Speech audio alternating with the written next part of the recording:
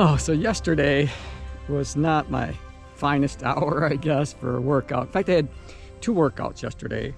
Both were recovery workouts, and one of them I went into the gym and I did it on a stationary bike there, and that's only because I had some errands to run. I needed to run to the grocery store, which is right next to my gym, so I thought, what the heck, I'll just go in and use their equipment, and that was fine. I got a really solid workout, I felt like, there at the gym. And sometimes it's just nice to be around other people who are also working out and putting in an effort, because it just makes you kind of want to work that much harder. So that's what I did in the morning. And also it was pouring down rain this morning too, so that was another reason to be indoors. Now the afternoon, I waited till the rain had stopped, so I was going to go out between the raindrops, only it didn't really work out that way. So probably, I don't know, within 15 minutes of that workout it started to rain, and that wouldn't have been so bad. You know, at that point it was just kind of misting, a little bit of sprinkles, that kind of thing. But before that, much of the sidewalks and the pavement and, you know, tarred areas had dried out. But as soon as that little bit of raindrop started to hit again, it got a little bit slippery. And I was moving from the sidewalk, which is concrete, and I had pretty good grip with my tires there, onto this blacktop tarred area around my local park. And it's a pretty sharp corner. Now you can probably guess where this is going. But I came off that sidewalk onto that paved or tarred area, and it was just like ice. And I was moving probably a little faster than I should have been, and both of my tires just went right out from underneath me. And I ended up skidding across the pavement. I first hit up on my shoulder, and then I hit my head on the ground, and then my elbow and my knee. So I'm feeling a little banged up, a little bit sore and bruised today. Plus I had a lot of scrapes and, you know, bumps and things of that nature that I'm kind of contending with as well today. So I'm all bandaged up. I have band-aids everywhere, mainly because because it took off several layers of skin. You know, I was getting blood on everything yesterday after I got back, even after I cleaned it off. So I was just trying to cover it up and kind of set my shoes down. Oh, so I'll show you these first. So these are Elevar shoes. They're from a company called Elevar, which is an Indian company. They're called Flybolt. This is what I've been using to cross train in. This is what I've been using to ride my bike, mainly because look at those outsoles. So there's just a lot of it. So, you know, on my pedals of my bike, they have somewhat, I'm gonna say, prongs. You know, so if I wore shoes with softer midsoles, it would just chew those up. So I needed something that had a pretty good outsole rubber on these, and these have been working great. So the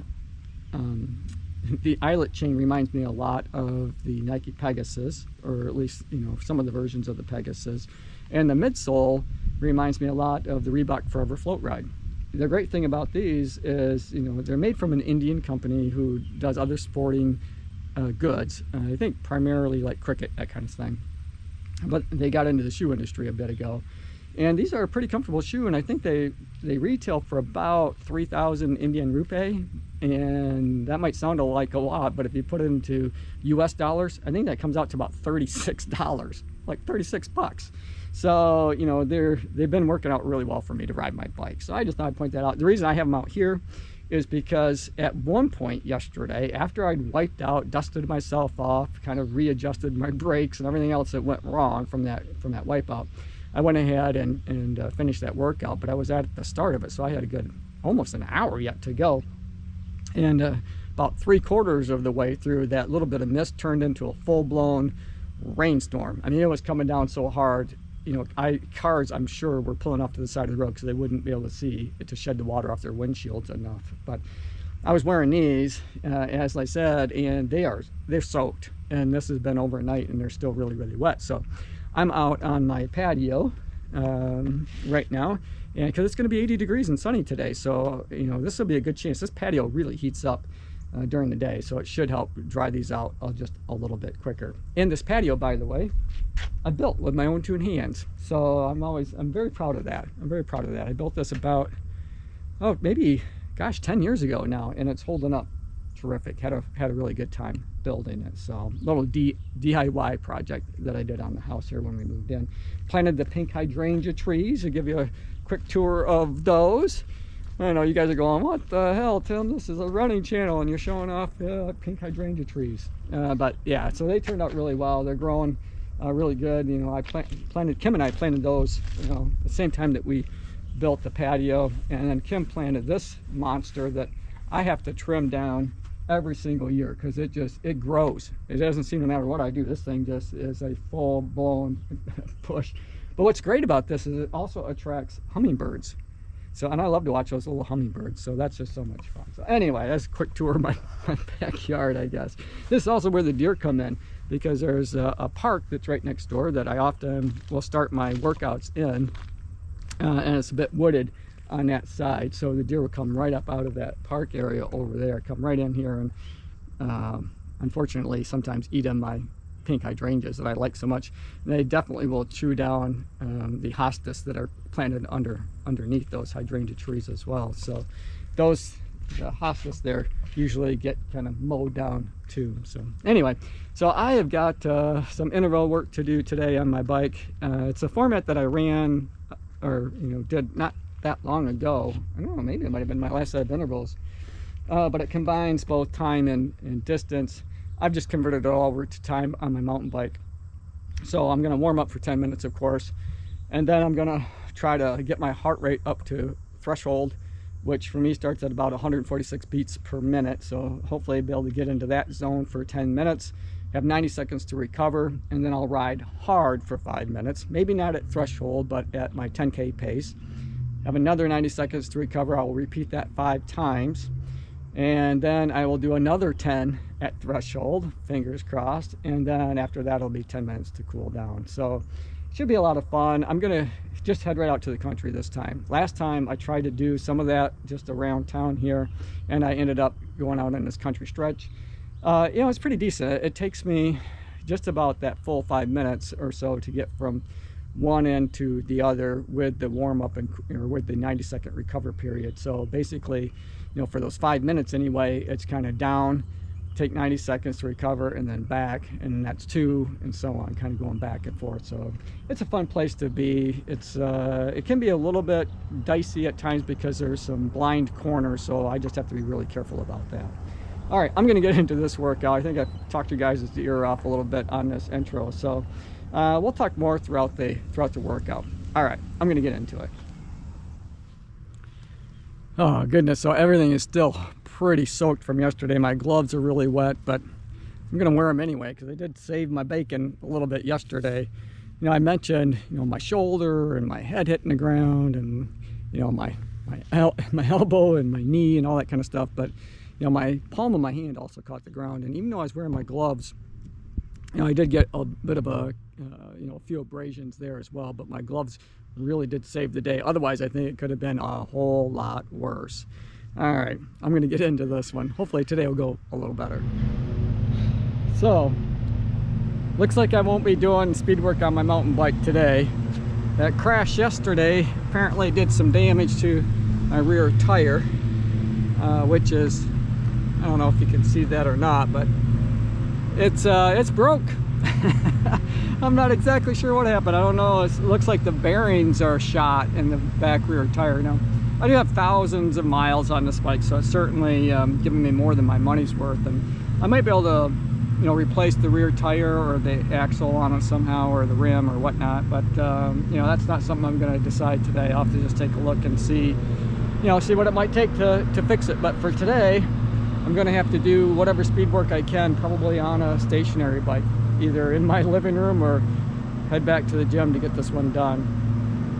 But if I go to the gym, I got some other options. So there's an elliptical machine. I could give that a try. So there's, there are some advantages to headed to a gym where they've got, tons of workout equipment for me to choose from. But for today, I wouldn't say that this is the walk of shame, but it certainly is the broken path home, I guess.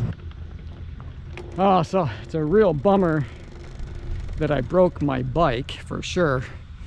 I gotta fix my helmet here. I'm setting it up with my handles. There we go. Just kind of dragging on my front tire.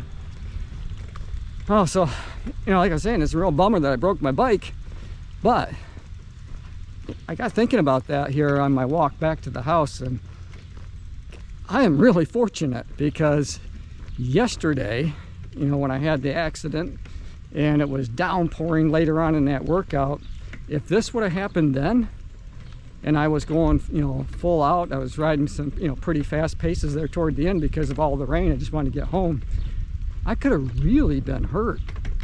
You know, that rear tire is broke. It's just broke. And so, man, I think I kind of dodged a bullet there.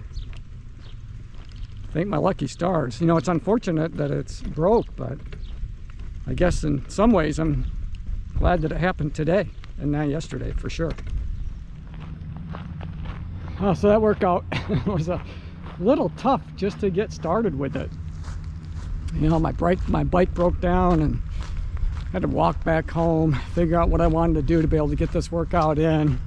Ultimately, I decided just to ride my stationary bike in my garage, and I hooked up my tablet so that, you know, I could follow along with some, you know, cycling workouts. I didn't follow the cycling workouts that I'd called up on YouTube because I had my own format to follow, but it was just nice to have it kind of playing in the background, giving me something to look at and to listen to, because when they would, you know, when the instructors of those workouts would be cheering those people on, you know, it helped.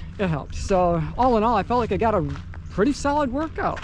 You know, I was looking at the stats right before I headed out the door here to wrap this video up, and all in all, I'd say, you know, mission accomplished. I was supposed to be at threshold for, you know, 10 minutes basically at the beginning of the workout, and then 10 minutes at the end, and then at that 10K pace in between time. And when I was looking at my heart rate, it showed that I had been at that threshold level for about, I think it was 35 minutes. So, you know, basically half of the workout I was at threshold. So I'm pretty happy with that overall. So I guess somewhat of an unintended consequence, I suppose. It was a little bit easier for me to be able to get to threshold on my stationary bike because, you know, I could dial up the amount of resistance on the flywheel if I wanted to raise my heart rate. And so that just, like I said, made it a little bit easier in somewhat of a controlled environment. So unintended consequence, but not, you know, hey, I'll take it. So I am out just for a walk right now. I'm in the Gaviota 5s.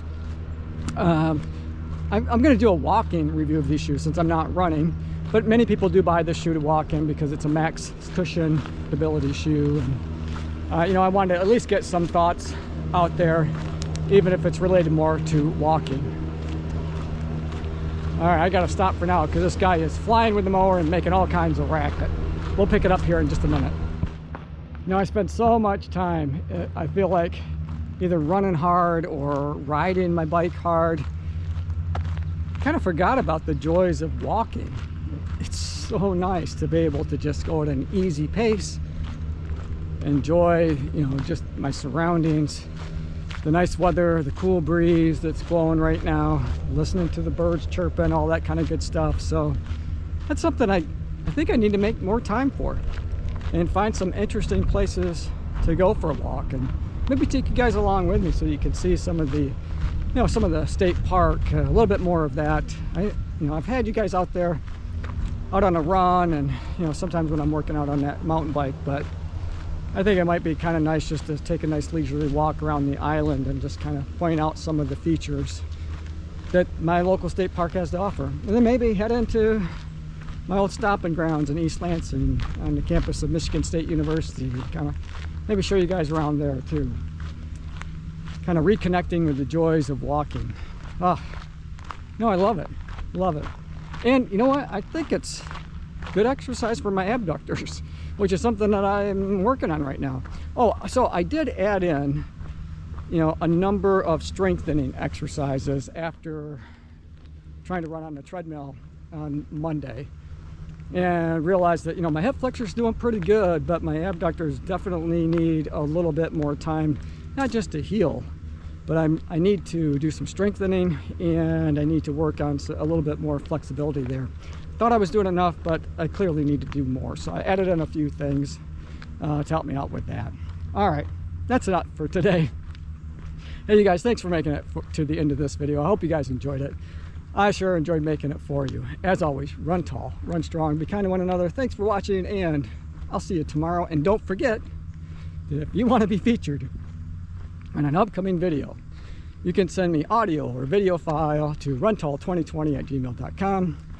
Or if the file's too big because you took us out on your favorite run and wanted to share a little bit of that experience with us, you can upload it to Google Docs and just share it with me using that same email address. All right, with that, hope you guys have a great day, and again, I'll see you tomorrow.